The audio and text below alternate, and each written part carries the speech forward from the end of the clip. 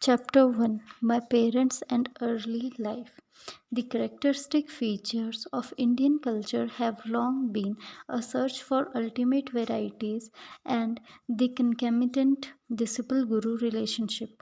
My own path led me to a Christ like sage whose beautiful life was chiseled for the ages. He was one of the great masters who are India's sole remaining wealth. Emerging in every generation, they have bulwarked their land against the fate of Babylon and Egypt.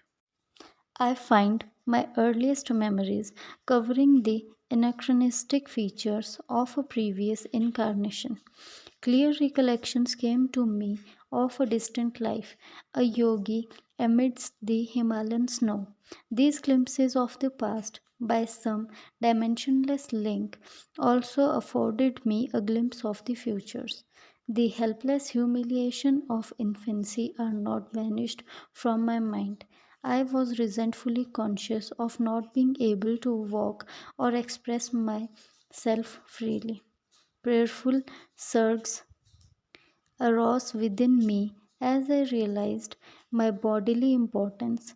My strong emotional life took silent form as words in many languages. Among the inward confusion of tongues, my ear gradually accustomed itself circumambient Bengali syllabus of my people. The beguiling scope of an infant's mind, adultly considered limited to toys and toys. Psychological ferment and my unresponsive body brought me to many obstinate crying spells. I recall the general family bewilderment at my distress. Happier memories too crowd in on me. My mother's caresses and my first attempts at lip sync phases and toddling step. These early triumphs, usually forgotten quickly, are yet a natural basis of self confidence. My far reaching memories are not unique. Many yogis are known to have retained their self consciousness without interruption by the dramatic transition to and from life and death. If man be solely a body, its loss indeed places the final period to identity. But if prophets down the millenniums spake with truth, man is essentially of incorporeal nature. The persistent core of human egoity is only temporarily allied with sense perception. Although odd, clear memories of infancy are not extremely rare. During travels in numerous lands, I have listened to early recollections from the lips of veracious men and women. I was born in the last decade of the 19th century and passed my first eight years at Gorakhpur. This was my birthplace in the United Provinces of northeastern India. We were eight children, four boys and four girls. I, Mukunda Lal Ghosh, was the second son and the fourth child. Father and mother were Bengalis of the Kshatriya caste. Both were blessed with saintly nature. Their mutual love, tranquil and dignified, never expressed itself frivolously. A perfect parental harmony was the calm center for the revolving tumult the eight young lives. Father Bhagwati Charan Ghosh was kind, grave, at times stern. Loving him dearly, we children yet observed a certain reverential distance. An outstanding mathematician and logician, he was guided principally by his intellect. But mother was a queen of hearts and taught us only through love. After her death, father displayed more of his inner tenderness. I noticed then that his gaze often metamorphosed into my mother's. In mother's presence, we tasted our earliest bittersweet acquaintance with the scriptures. Tales from Mahabharata and Ramayana were resourcefully summoned to meet the exigencies of discipline. Instruction and chastisement went hand in hand. Daily gesture of respect to father was given by mothers dressing us carefully in the afternoons to welcome him home from the office. His position was similar to that of a vice president in the Bengal Nagpur Railway, one of the India's large companies. His work involved traveling, and our family lived in several cities during my childhood. Mother held an open hand toward the needy. Father was also kindly disposed, but his respect for law and order extended to the budget. One fortnight, mother spent in feeding the poor more than father's monthly income. All I ask, please, is to keep your charities within a reasonable limit. Even a gentle rebuke from her husband was grievous to mother. She ordered a hackney carriage, not hinting to the children at any disagreement. Goodbye, I am going away to my mother's home. Ancient ultimatum. We broke into astounded lamentations. Our maternal uncle arrived opportunely. He whispered to father some sage counsel, garnered no doubt from the ages. After father had made a few consolatory remarks, mother happily dismissed the cab. Thus ended the only trouble I ever noticed between my parents. But I recall a characteristic discussion. Please give me 10 rupees for a helpless woman who has just arrived at the house. Mother's smile had its own persuasion. Why 10 rupees? One is enough. Father added a justification. When my father and grandparents died suddenly, I had my first taste of poverty. My only breakfast before walking miles to my school was a small banana. Later, at the university, I was in such need that I applied to a wealthy judge for aid of 1 rupee per month. He declined, remarking that even a rupee is important. How bitterly you recall the denial of that rupee. Mother's heart had an instant logic. Do you want this woman also to remember painfully your refusal of 10 rupees, which she needed urgently? You win. With the immemorial gesture of vanquished husband, he opened his wallet. Here is a 10 rupee note. Give it to her with my goodwill. Father tended to first say no to any new proposal. His attitude toward the strange woman who so readily enlisted mother's sympathy was an example of his customary caution, aversion to instant acceptance typical of the French mind in the West is really only honoring the principle of due reflection. I always found father reasonable and evenly balanced in his judgments. If I could bolster up my numerous requests with one or two good arguments, he invariably put the coveted goal within my reach, whether it is a vacation trip or a new motorcycle.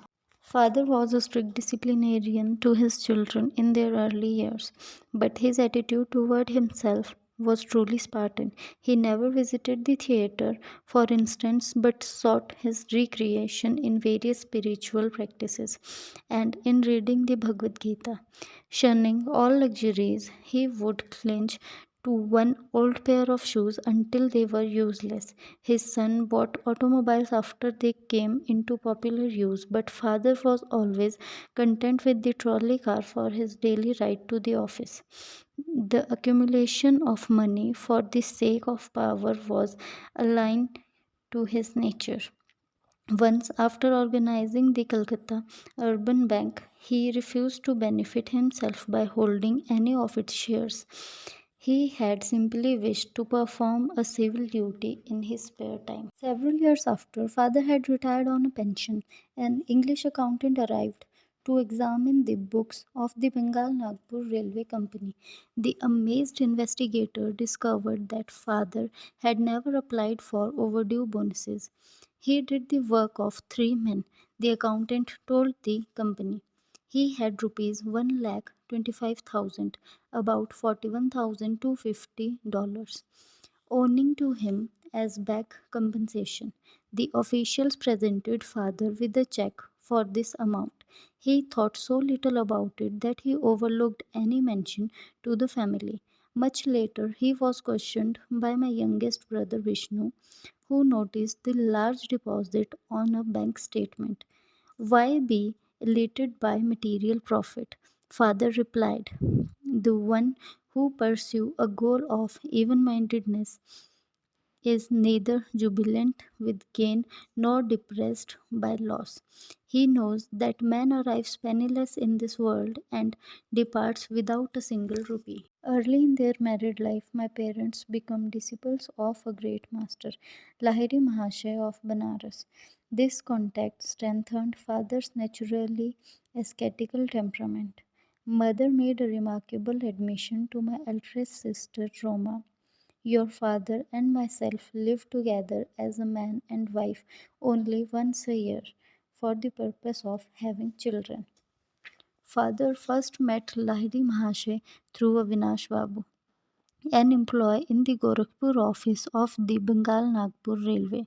Avinash instructed my young ears with engrossing tales of many Indian saints. He invariably concluded with the tribute to the superior glories of his own Guru. Did you ever hear of the extraordinary circumstances under which your father became a disciple of Lahiri Mahasaya? It was on a lazy summer afternoon, and as Avinash and I sat together in the compound of my home, that he put his this intriguing question. I shook my head with a smile of anticipation. Years ago, before you were born, I asked my superior officer, your father, to give me a week's leave from my Gorakhpur duties in order to visit my Guru in Banaras. Your father ridiculed my plan. Are you going to become a religious fanatic? He inquired. Concentrate on your office work if you want to forge ahead. Sadly, walking home along a woodland path that day, I met your father in a palanquin. He dismissed his servants and convenience and fell into step beside me. Seeking to console me, he pointed out the advantages of striving for worldly success. But I heard him listlessly. My heart was repeating, Lahiri Mahasaya, I cannot live without seeing you. Our path took us to the edge of the tranquil field, where the rays of the late afternoon sun were still crowning the tall ripple of the wild grass. We paused in admiration. There in the field, only a few yards from us, the form of my great Guru suddenly appeared. Bhagwati, you are too hard on your employee. His voice was resonant in our astounded ears. He vanished as mysteriously as he had come. On my knees, I was exclaiming, Lahiri Mahasaya, Lahiri Mahasaya. Your father was motionless with stupefaction for a few moments. Avinash, not only do I give you leave, but I give myself leave to start for Banaras tomorrow. I must know this great Lahiri Mahasaya who is able to materialize himself at will in order to intercede for you. I will take my wife and ask this master to initiate us in his spiritual path. Will you guide us to him? Of course, joy filled me at the miraculous answer to my prayers and the quick, favorable turn of events. The next evening, your parents and I entrained for Banaras. We took a horse cart the following day and then had a walk through narrow lanes to my Guru's scheduled home. Entering his little parlor, we bowed before the master and locked in his habitual lotus posture. He blinked his piercing eyes and leveled them on your father. Bhagwati, you are too hard on your employee. His words were the same as those he had used 2 days before in the Gorakhpur field. He added, I am glad that you have allowed Avinash to visit me and that you and your wife had accompanied him. To their joy, he initiated your parents in the spiritual practice of Kriya Yoga. Your father and I, as brother disciples, have been close friends since the memorable day of the vision.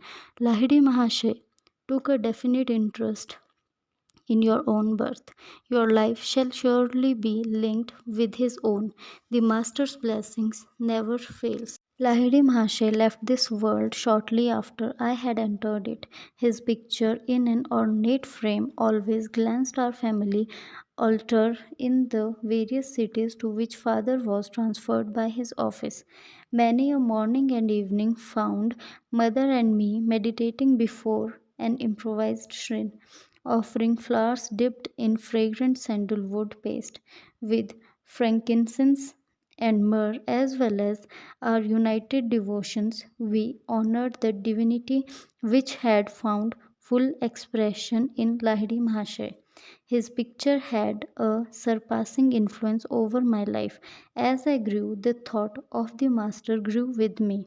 In meditation, I would often see his photographic image emerge from its small frame and, taking a living form, sit before me. When I attempt to touch the feet of the luminous body, it would change and again become the picture. As childhood slipped into boyhood, I found Lahiri Mahashay transformed in my mind from a little image trapped in a frame to a living, enlightening presence. I frequently prayed to him in moments of trial or confusion, finding within me his solacing direction. At first, I grieved because he was no longer physically living. As I began to discover his secret omnipresence, I lamented no more. He had often written to those of his disciples who were over anxious to see him, "Why come to view my bones and flesh when I am ever within range of your spiritual sight?" Was blessed about the age of 8 with a wonderful healing through the photograph of Lahiri Mahashay. This experience gave intensification to my love. While at our family estate in Ichhapur, Bengal, I was sicken with asiatic cholera. My family was despaired of. The doctor could do nothing. At my bedside, mother frantically motioned me to look at Lahiri Mahashay's picture on the wall above my head. Bow to him mentally. She knew I was too feeble even to lift my hand in salutation. If you really show your devotion and inwardly kneel before him, your life will be spread. I gazed at his photograph and saw there a blinding light enveloping my body and the entire room. My nausea and other uncomfortable symptoms disappeared. I was well. At once, I felt strong enough to bend over and touch mother's feet in appreciation of her immeasurable faith in her Guru.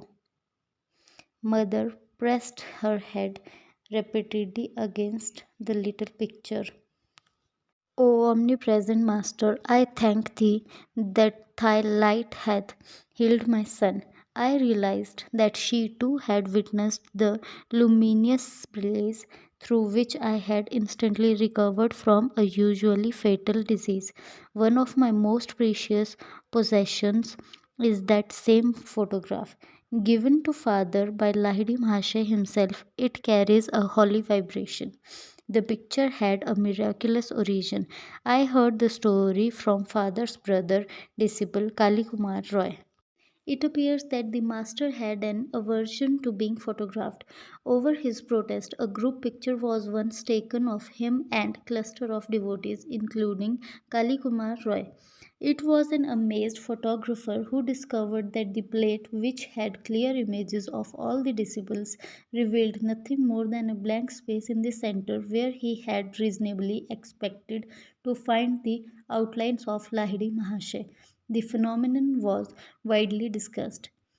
A certain student and expert photographer, Gangadhar Babu, boasted that the fugitive figure would not escape him. The next morning, as the Guru sat in the lotus posture on a wooden bench with the screen behind him, Gangadhar Babu arrived with his equipment. Taking every precaution for success, he greedily exposed 12 plates. On each one, he soon found the imprint of the wooden bench and screen, but once again the master's form was missing. With tears and shattered pride, Gangadhar Babu sought out his Guru. It was many hours before Lahiri Mahashay broke his silence with a pregnant comment. I am spirit. Can your camera reflect the omnipresent invisible? I see it cannot, but holy sir, I lovingly desire a picture of the bodily temple where alone, to my narrow vision, that spirit appears fully to dwell. Come then, tomorrow morning I will pose for you. Again, the photographer focused his camera, this time the sacred figure, not clogged with mysterious imperceptibility, was sharp on the plate. The master never posed for another picture, at least I have seen none. The photographer is reproduced in this book. Lahari Mahashay's fair features of a universal caste hardly suggest to what race he belonged. His intense joy of God communion is slightly revealed in a somewhat enigmatic smile. His eyes, half open to denote a nominal direction on the outer world, are half closed also. Completely obvious to the poor lures of the earth, he was fully awake at all times to the spiritual problems of seekers who approached for his bounty. Shortly after my healing through the potency of the Guru's picture, I had an influential spiritual vision. Sitting on my bed one morning, I fell into a deep reverie. What is behind the darkness of closed eyes? This probing thought came powerfully into my mind. An immense flash of light at once manifested to my inward gaze. Divine shapes of saints sitting in meditation posture in mountain caves formed like miniature cinema picture on the large screen of radiance within my forehead. Who are you? I spoke aloud. We are the Himalayan yogis. The celestial response is difficult to describe. My heart was thrilled. Ah, I longed to go to the Himalayas and become like you. The vision vanished, but the silvery beam expanded in ever widening circle to infinity. What is this wondrous glow? I am Ishwar. I am light. The voice was murmuring clouds. I want to be one with thee.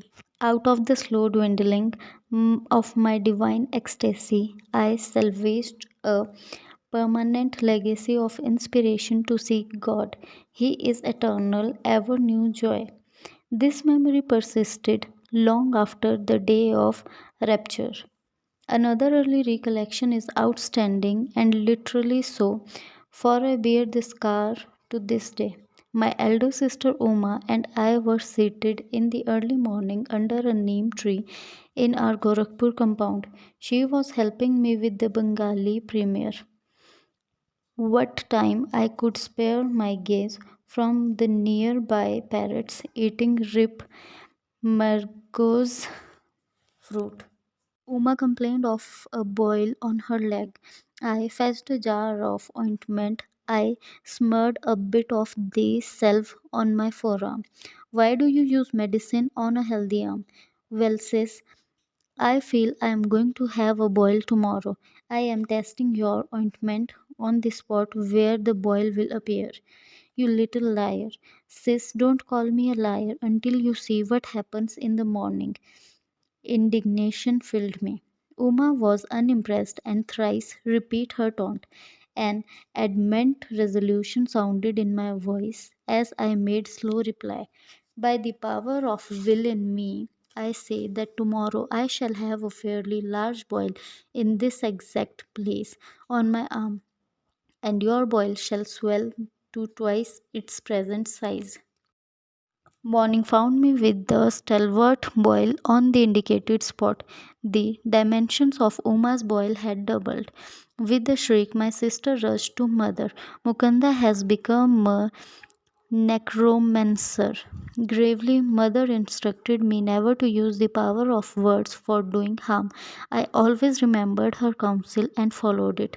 My boil was surgically treated, a noticeable scar left by the doctor's incision. In present today, on my right forearm is a constant reminder of the power in man's sheer word. Those simple and apparently harmless phrases to Uma, spoken with deep concentration, had possessed sufficient hidden force to explode like bombs and produce definite, through injuries, effects. I understood later that the explosive vibratory power in speech could be wisely directed to free one's life from difficulties and thus operate without scar or rebucks. Our family moved to Lahore in the Punjab. There I acquired a picture of the Divine Mother in the form of the goddess Kali. It sanctified a small, informal shrine on the balcony of our home. An unequivocal conviction came over me that fulfillment would crown any of my prayers uttered in that sacred spot. Standing there with Uma one day, I watched two kites flying over the roofs of the buildings on the opposite side of the very narrow lane. Why are you so quiet? Uma pushed me playfully. I am just thinking how wonderful it is that Divine Mother gives me whatever I ask. I suppose she would give me those two kites. My sister laughed derisively. Why not? I begin silent prayers for their possession. Matches are played in India with kites whose strings are covered with glue and ground glass. Each player attempts to serve the string of his opponent. A freed kite sails over the roofs. There is great fun in catching it. Inasmuch as Uma and I were on the balcony, it seemed impossible that any loosed kite could come into our hands. Its string would naturally dangle over the roofs. The players across the lane began their match. One string was cut immediately. The kite floated in my direction. It was stationary for a moment through sudden abatement of breeze, which sufficed to firmly entangle the string with the cactus plant on top of the opposite house. A perfect loop was formed for my seizure. I handed the prize to Uma. It was just an extraordinary accident and not an answer to your prayer. If the other kite comes to you, then I shall believe. Sister's dark eyes conveyed more amazement than her words. I continued my prayers with a crescendo intensity. A forcible tug by the other players resulted in the abrupt loss of his kite. It headed towards me, dancing in the wind. My helpful assistant, that cactus plant, again secured the kite string in the necessary loop by which I could grasp it. I presented my second trophy to Uma. Indeed, Divine Mother listens to you. This is all too uncanny for me. Sister bolted away like a frightened fawn.